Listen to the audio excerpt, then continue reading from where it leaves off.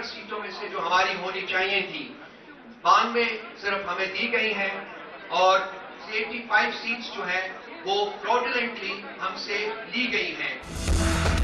तहरीक इंसाफ का मुतनाज़ इलेक्शन और नताइज को चैलेंज करने का ऐलान। रऊफ हसन का कहना है कि इंतखाबात में हमारी 177 नशिस्तें होनी चाहिए थी, हमसे 85 नशिस्तें छीनी गईं। 46 नशिस्तों का डेटा हमारे पास मौजूद है, बकिया नशिस्तों का डेटा भी हम 24 घंटों में मुकम्मल कर देंगे। ये इलेक्शन धांधली की वजह से हमेशा याद रखा जाएगा। पीटीआई उम्मीदवारों के खिलाफ इलेक्शन में फ्रॉड किया गया। सलमान अकरम राजा बोले, हमें तारीखी वोट मिला, अगर जाली नताइज बनाने थे तो इलेक्शन कराने का क्या फायदा। यह सिर्फ इंतखाबी फ्रॉड नहीं बल्कि जमहूरियत पर हमला है। पोलिंग स्टेशन में लेकर आरओ ऑफिस आने तक धांधली की मिसाल बनाई गई। फॉर्म 45 के मुताबिक जो नताइज आने थे उन्हें मुकम्मल तौर पर तब्दील किया गया। शानदाना गुलजार ने कहा कि कराची में हमें 12.5 लाख वोट मिले, इतने वोटों के बावजूद हमें कोई सीट नहीं दी।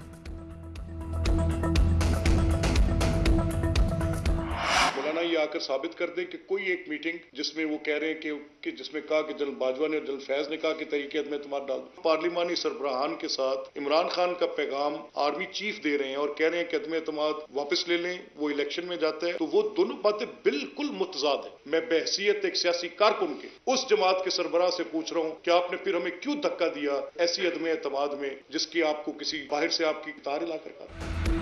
जनरल रिटायर्ड बाजवा ने मीटिंग में कहा था कि अदम एतमाद की तहरीक वापस लो, हमने सियासी मुशावरत के साथ अदम एतमाद का फैसला किया।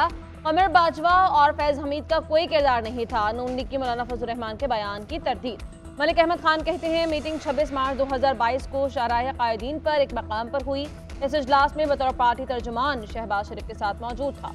मैंने तो सुना था कि कमर बाजवा ने कहा कि तहरीके अदम एतमाद ना करो, इलेक्शन की तरफ जाएं। फजल रहमान ने उस वक्त कहा कि तहरीके अदम एतमाद से क्यों मना कर रहे हैं, आप हमें तहरीक वापस लेने का कैसे कह सकते हैं। फजल रहमान की तकारीर से ही हमें सबूत मिले कि ये बैरूनी आलायकार हैं। इन्होंने बानी पीटीआई की हकीकत कई मरतबा बयान की है। मरीम औरंगजेब ने कहा, जो कहते थे हम गुलाम नहीं, वो बैरूनी मदद मांग रहे हैं। क्या हम चाहेंगे तो कोई दूसरा मुल्क मुदाखलत करे। अता तारड़ का कहना है, तहरीक इंसाफ ने इलेक्शन को मुतनाज़ बनाकर जमहूरियत को डीरेल करने की कोशिश की। अगर धांधली होती तो क्या राना सनाउल्लाह और साद रफीक हारते।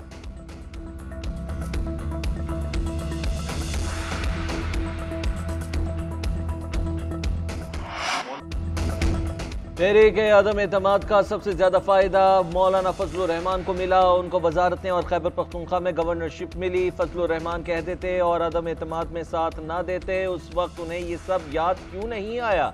बाजवा और फैज हमीद पर मौलाना फजल रहमान के इल्जामात पर पीपल्स पार्टी का रद्द-ए-अमल।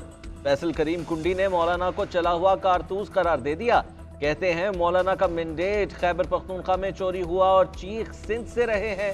पीटीआई के वजीर आला के उम्मीदवार ने कहा है कि हमारे लोगों को जबरदस्ती मौलाना के पास ले जाया जा रहा है। एक इलेक्शन हारने के बाद कहते हैं शायद हम असलहा उठा लें। हमने कभी बंदूक उठाने की बात नहीं की। अदम तशद्दुद पर यकीन रखते हैं। नून लीग को वजीर आजम का वोट देंगे मगर काबीना का हिस्सा नहीं बनेंगे। पीपल्स पार्टी ने मुल्क की सूरत हाल को देखते हुए फैसला किया कि नून लीग के साथ है।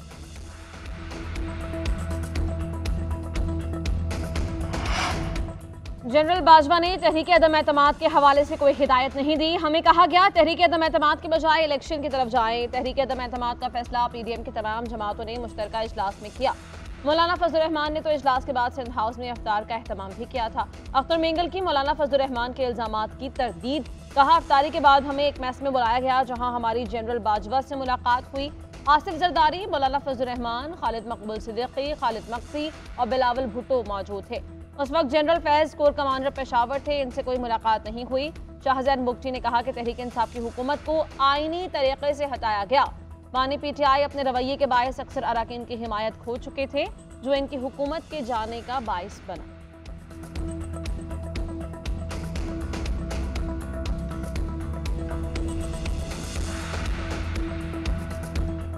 दो बातों का जवाब दे दें। सबसे पहला जो जवाब उनसे चाहिए लोगों को वो ये है कि क्या वो वफाकी हुकूमत को जायज़ तस्लीम करते हैं और उसमें कोई नौकरी अप्लाई करेंगे अपने लिए या अपने जो दो बंदे दूसरे हैं उनके लिए। पहला सवाल है उनके लिए, मौलाना के लिए। और दूसरा सवाल उनके लिए ये है कि कहीं आप रेट तो नहीं बढ़ा रहे। मौलाना से दो सवाल हैं। क्या वो वफाकी हुकूमत को जायज़ तस्लीम करते हैं? दूसरा सवाल ये है कि क्या कहीं आप अपना रेट तो नहीं बढ़ा रहे? बाबर अवान कहते हैं मौलाना के साथ बैठने के लिए पार्टी में मौक़िफ़ पेश कर दिया है, धांधली के जरिए मैंडेट को चुराया गया है। जो लोग हुकूमत में आ रहे हैं उनके पीछे मैंडेट नहीं। शेर अफजल मरवत बोले मौलाना फजलुर रहमान के साथ कोई इत्तेहाद नहीं हुआ, बातचीत हुई है। मौलाना शहबाज शरीफ को वजीर आजम का वोट नहीं देंगे। हमने उमर अयूब का नाम वजारत उज़्मा के लिए नामजद किया है।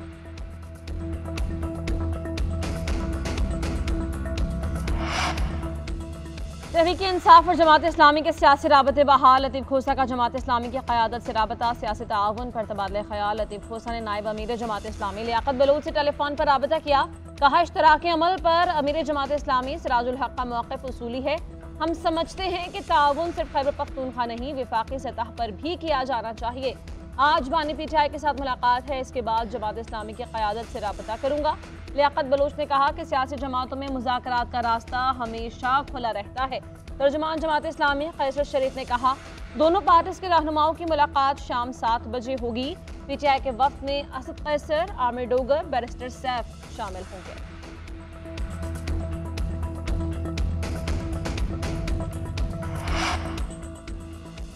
इंतखाबी नताइज के खिलाफ GDA का हैदराबाद में धरना। पीर पगाड़ा ने खिताब में कहा कि हमारा एहतजाज इलेक्शन कमीशन के खिलाफ है।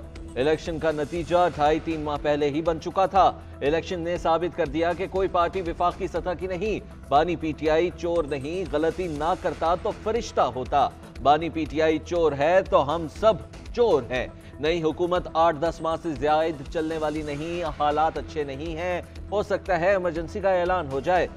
याज लतीफ पलीजो ने खिताब करते हुए कहा कि नताइज प्लेट में सजाकर पीपल्स पार्टी को दिए गए। पीपल्स पार्टी ने सिंध को कुर्बानी का बकरा समझ रखा है। सिंध में 15 साल करप्शन और लूटमार से रियासत, इदारे और अदलिया लाताल्लुक क्यों है? फहमीदा मिर्जा बोली सिंध की आवाम का खून कौन चूस रहा है? इलेक्शन में आवाम के हकूक पर डाका मारा गया। साहिरा बानो ने कहा ये एक ट्रेलर है, हक ना दिया गया तो एहतजाज का दायरा कार बढ़ाएंगे। हाफिज नईमुर रहमान ने कहा कि अब लूटमार का निजाम नहीं चलेगा, माफिया से जान छुड़ाना होगी। राशिद महमूद सुमरो ने कहा मजलूम की फरियाद के मायनी बगावत है तो हम बागी हैं।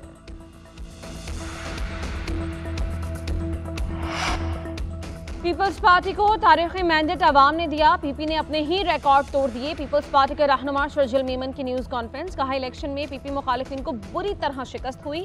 हैदराबाद में सियासी जमातों का नहीं मुरीदों का इज्तिमा हो रहा है। सईद गनी ने कहा पीर पगाड़ा आवाम के मुस्तरद टोले के हाथों में खेल रहे हैं। लोग पीर पगाड़ा को नजराना जरूर देते हैं मगर वोट नहीं। GDA वाले अपनी शिकस्त का बदला आवाम को तकलीफ देकर ले रहे हैं। GDA के कई रहनुमा पीपल्स पार्टी में शमूलियत के लिए मिन्नतें कर रहे हैं। सिंध के अवाम बाशऊर हैं, मुनाफिकों और मगरमच्छों को बाखूबी जानते हैं।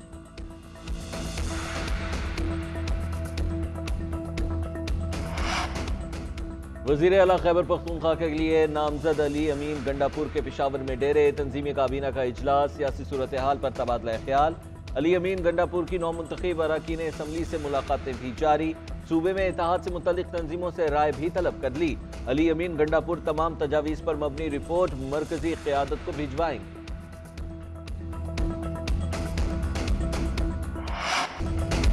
बानी चेयरमैन पीटीआई को जेल से बाहर लाने की कोशिशें तेज। सजाएं कलअदम कराने के लिए तहरीक इंसाफ का अदालत से रुजू। इस्लामाबाद हाईकोर्ट में साइफर और तोशाखाना केसेस में अपीलें दायर कर दी। दोनों मुकदमात में सजा कलअदम करार देने की इस्तदा। हतमी फैसले तक सजा मुअत्तल करके रिहाई की अलग दरख्वास्त भी दायर कर दी गई। बानी पीटीआई की अपीलें जल्द समाअत के लिए मुकर्रर करने की इस्तदा। शाह महमूद कुरैशी का भी साइफर केस में सजा के खिलाफ इस्लामाबाद हाईकोर्ट से रुजू। मौक़िफ़ अपनाया कि ट्रायल कानूनी तरीक़ाकार के मुताबिक नहीं चलाया गया। अदालत फैसला कलअदम करार देकर बरी करने का हुक्म जारी करे।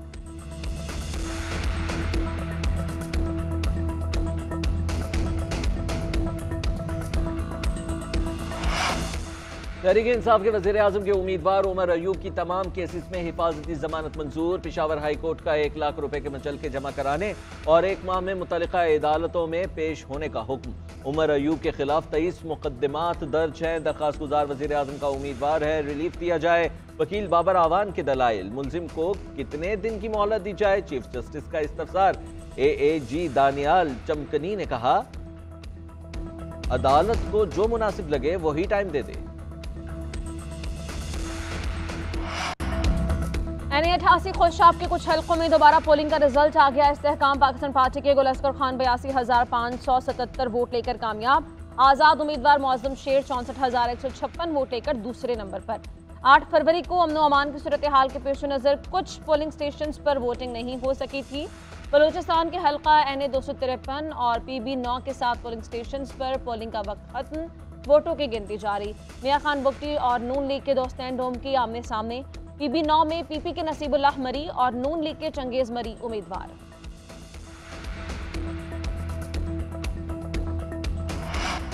इलेक्शन कमीशन में इंतखाबी उजरदारियों और दोबारा गिनती की दरखास्तें। NA 15 से नवाज शरीफ की इंतखाबी उजरदारी बहाल, समात 20 फरवरी को मुकर्रर। NA 64 और PP 33 की रिपोर्ट जमा। कैसरा इलाही की दरखास्त पर समात 20 फरवरी तक होगी। इलेक्शन कमीशन की आइंदा समात पर दलाइल देने की हिदायत। NA 235 के RO को नोटिस, समात 21 फरवरी तक मुलतवी। इस्लामाबाद हाई कोर्ट में PK 40 में दोबारा गिनती रोकने की दरखास्त पर फैसला महफूज कर दिया गया। NA 46, 47 और 48 इंतखाबी उजरदारी की दरखास्तें निपटा दी गई। इस्लामाबाद हाई कोर्ट ने इलेक्शन कमीशन को मामला देखने की हिदायत जारी कर दी।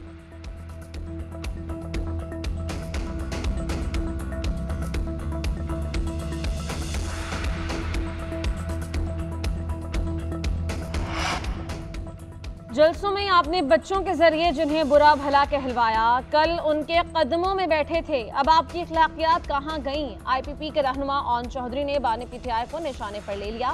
कहा, हमने जादू टूने से हुकूमतें नहीं बनाई, आपकी इंतकाम की सियासत ने आपको ये दिन दिखाया है। मैं आपका असल चेहरा दुनिया को दिखाऊंगा।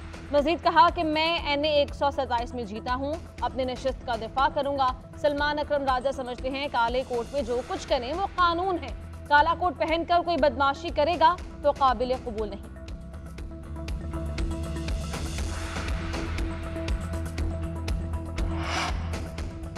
चीफ जस्टिस की सरबराही में सुप्रीम जुडिशल काउंसिल का इजलास। काउंसिल का मुजाहिर नकवी के बेटों को बतौर गवाह समन न करने का फैसला। अटॉर्नी जनरल को मुजाहिर नकवी के बेटों की हद तक नोटिस वापस लेने की हिदायत। चीफ जस्टिस ने कहा, मुजाहिर नकवी को मालूम होगा कि यहाँ क्या कार्रवाई हो रही है। अगर किसी गवाह पर जरह करना चाहें या जवाब देना है तो आ सकते हैं। काउंसिल ने मजीद कार्रवाई गैर मुअय्यना मुद्दत के लिए मुलतवी कर दी। उधर जस्टिस रिटायर्ड मुजाहिर नकवी ने सेक्रेटरी जुडिशल काउंसिल को खत लिख दिया, मौक़िफ़ इख्तियार किया कि रिटायर्ड जजेस के खिलाफ कार्रवाई सुप्रीम जुडिशल काउंसिल का दायरा इख्तियार नहीं। 12 जनवरी का हुक्म गैर कानूनी, काउंसिल इख्तियार से तजावुज़ कर रही है। आईनी और कानूनी तौर पर काउंसिल की इस कार्रवाई का हिस्सा बनने का पाबंद नहीं हूँ।